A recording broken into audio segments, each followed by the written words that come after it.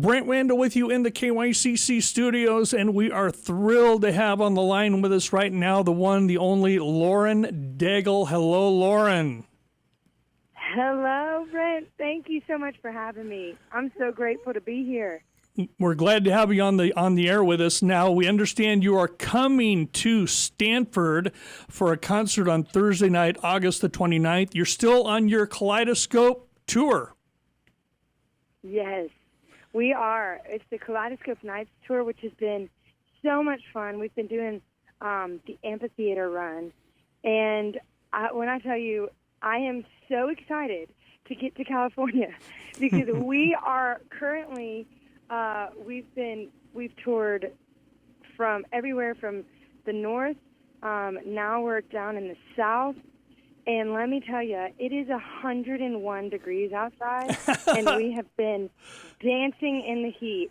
I've never sweat so much for a show in my whole life, and it's been a blast. But I said, I wonder if that, Pacific breeze is going to blow through there at some point and cool us off. You will be fine. Yeah, you'll be near Palo Alto, California, and you'll be in great shape. So we're looking forward to having you out here. So I got a couple of questions for you. You're probably tired of the Adele references. When you first hit the scene, the way we would describe Lauren Daigle is, well, she sounds just like Adele. Do you still get that, or has that died away? No, it hasn't completely died away, but it's a lot less. It's few and far between. It hasn't completely died away, but I definitely don't get it as often. And it's so funny because I would always be like, oh, really? I think I sound like Adele. I love Adele. I think her voice is beautiful, and it's so powerful. And what I think it is, because I go at it from like, okay, what is her phonetic infrastructure? How does she sound her vowels? How does she, hold her notes? I think what it is that rasp, that we both have sort of raspy tones. And whenever I was a little girl, I remember finding artists that had that same rasp. Like, I loved Stevie Nicks. Every time I heard her voice, I was like, oh, yay, someone I can relate to, because it was lower heart. And, like, so many other musicians, and artists I would listen to and just say, okay, who is someone with a low tone? But I would always do my vocal warm-up to Hayley Williams, the band Paramore. Okay. And she sings in the rafters. And I remember thinking to myself, how am I ever going to sing this high? Holy moly, it's so high. So I would try the vocal warm-ups with doing the really high stuff, and then I quickly realized, yeah, I'm probably an alto. I like singing low. It feels comfortable down here. Well, I think that's probably some of the similarities. If I have my way, the day will come when people don't know who Adele is and they say, oh, she sounds like Lauren Daigle. Hopefully that day is coming. So there you go. We'll see what happens. Hey, real quick, I have a copy of your album, your self-titled project, Lauren Daigle.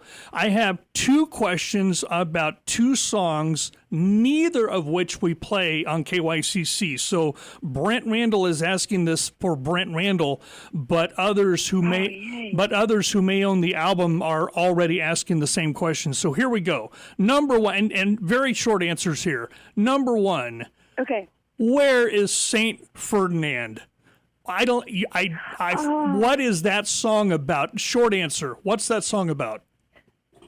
Okay, short answer. That song is all about overcoming adversity and obstacles. And it was because there was this house that my friend, it was her dream house that she had longed to move to. She finally bought it after working really hard for several years and bought this house. And the day she moved in, all of the furniture, they're sitting at their house and they're like, oh my gosh, there were brown recluse spiders everywhere. The house was brown recluse spider infested. They didn't know it. All of her furniture, everything completely ruined. And she lived in the house, dream house that she worked years and years and years to buy for one day. Oh my And they had to goodness. move out. And it started the conversation of man, when you just long for something or long to belong somewhere. That's the beauty of songwriting, right? You can take one story about a house that's brown recluse spider infested, and then it becomes something way deeper. And it's the message of when you have to push through adversity, or when you push through people saying, oh, you don't belong here, or this space isn't for you, or, or you're not accepted, whatever that message can be. Sometimes it's so crippling. It's about seeing the beauty, even outside of maybe what the circumstances might be. So they said I wouldn't last long, but here I am. They said the spirits are strong, but, I'm going to keep standing. Even against adversity, I'm going to stand. And that's it's the song of losing something to gain something. Okay, that's got what it. That song's all about. But then back to my original question, is St. Ferdinand an actual location? Was that the name of the house? Where did the title come from? No, Saint, we all travel for a living, and Saint, I'm not Catholic, but I Googled it one time because we were talking about these saints that were around. I said, St. Ferdinand, what is that? I'm not Catholic. I didn't know anything about it. So I Googled it, and St. Ferdinand, I guess, was someone, he was an officer or something along that line that would help people through their travels. Okay. And I said, well, how funny. We're all traveling musicians. She is also the person who the story referenced with the brown recluse spiders. She was also a traveling musician, and so that's kind of the arc of that. Okay, got it. Narrative. And now I know when I listen to the song. Okay, the other song I wanted to ask you about, again, not one we're playing on the air, is "To Know Me" from your latest project. The song "To Know Me." That is obviously about a friend, someone in your life, and I will tell you, Lauren, that of the entire project, that is my favorite song on the entire project. What are your thoughts behind "To Know Me"? Well, if you think that we should ever make it a single, let me know. Lauren, you should make it you should make it a single. I'm letting you know. Okay, go. Okay. I really will. I'll take that back. Okay. I have so much love for this song, and I'll be really transparent. I just write whatever is coming through my heart or whatever I feel like God is sharing with me. Like, I just write, and I trust that all the other people around me will know, this works on the radio, this might not. We're going to try this. That litmus test, I don't quite. I'm not the one who has been versed in that space. So I just trust everybody. So I'm trusting if you're like, hey, make this single, why not? Let's try it. That song for me is so, it's like, I remember where I was when I wrote it. And the day that we wrote it, there was a friend of mine who had come. She was in the writing session, and she said, I just lost a really dear friend, and I lost her way too soon. And we kind of all sat around and started sharing memories about people who we loved that have gone before us, And for me, it was my grandfather, and he was a conductor on a train, and that's the line, I can't help but dream when I hear a train coming. And it's because when I was a little girl, the train would come by, and he was the conductor, and we'd throw up sack lunches to him. He'd call and my grandmother and say, hey, I left my lunch. Can you bring it to this, crossing? And we'd go and we'd throw it up to him as he passed by, and we'd sit there and wave on the levee. And I have just such incredible memories of watching him throughout my life. And, we attached it to so many other people that we love and that made a legacy in our life. And the ache of losing someone too soon, and that in that specific pain, it's a very specific type of pain. It does feel like when you see a firework and it's all of its beauty is there, and then like in a blink of an eye, it's gone into the sky. It's like, that's it. Or when you've heard a bird sing in the middle of the night, and it's like that kind of perplexity, like, wow, where did this, how is there a bird singing at night? And America's Got Talent, there was this girl a couple years ago, her name was Nightbird, and it went viral. Well, she and I happened to actually know each other we went to China together on a trip to help girls that had been trafficked get to safety. And it was this really powerful trip, and we were buddies on it, like we were like roommates on it. And I didn't realize that her name was Nightbird because she was navigating cancer. And she said when a bird sings, you know, even in the darkest of times, there's always a bird that you can hear singing in the middle of the night. And that was kind of her thing. And so I said, I had written the song before I knew that. And I called her. I said, I didn't even realize that that's why your song is called Nightbird. I mean, your name is called Nightbird. I always listen to the birds in the middle of the night because they give me comfort until the morning, you know? So anyway, that song for me is just, it's very dear, and it's about losing the people that you love a little too soon, but it's there to provide memories, you know? And that song hopefully inspires people to be like, oh yeah, I know that feeling. And for all the things that my grandfather left in my life, the legacy that he, you know, marked me with is what everybody is getting to experience today. He was my champion. He was the one who was like, I'd wake up, I lived with him when I went to college. He'd say, girl, come and sing for everybody. Come on. Because he'd have a coffee crew come over every morning, and he'd make me sing. And it's just all about the legacy that has been left in my life. So to know me, you'd have to know my friend.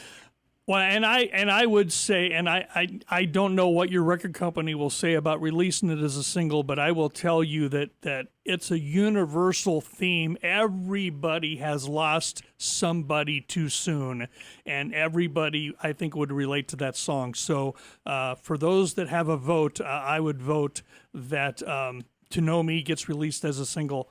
We'd love to play it here at KYCC. By the way, on your latest project, by the way, for those of you just tuning in, we've got Lauren Daigle on the phone. She's going to be in Stanford on Thursday night, August the 29th. A couple of more things for you, Lauren. We're on our, third single from the project right now. We did Thank God I Do. We played These Are the Days. We're currently playing Be Okay. Do you know what might be next from the project? I actually don't. And so now that you're saying To Know Me, maybe that's the one I'll go and vouch for. I would love that. I really mean it. I would wear that as a badge of honor. Yes. Okay. I actually genuinely will let the radio team know. Please do that. A couple of more things for you before we got to let you go. Number one, every concert that Amy Grant performs, she sings El Shaddai. Every concert that Michael W. Smith performs, he sings Friends. Are you prepared and ready to sing You Say the rest of your life? That's what we want to know. Absolutely. Okay. Yes. And it is the song that since it has been released, it's been sang at every show since. And it's also the song that before it was ever on a record, I was playing it. We wrote it, I think, almost 4 years before anyone ever heard it. And I would just go and play it at shows and stuff, various places. I remember saying, I really like this song, and I wrote it, with some of my friends. I just want to see, and I had no idea. I remember the first place I sang it was at this place called the Bomb Factory, I think it was in Texas, and I sang it there, being really nervous. Like, I've never put a song out that no one's ever heard before. And within the second chorus, everyone was singing the chorus. And I was like, what? What in the world is happening? Yeah. And for the first time ever singing a song that only the walls of your studio has heard, that was really powerful to me. It kind of rocked my world. So, that became, and I had no idea at the time what that song was going to do either. It was just purely playing it out of the joy of having a new song, you know? Yeah. So I had no idea where that was going to go, but God did, and that means the world to me. Yeah. It's just it's so special. So yes, I am Yeah. prepared. Whether I like it or not, I'm going to be singing that forever.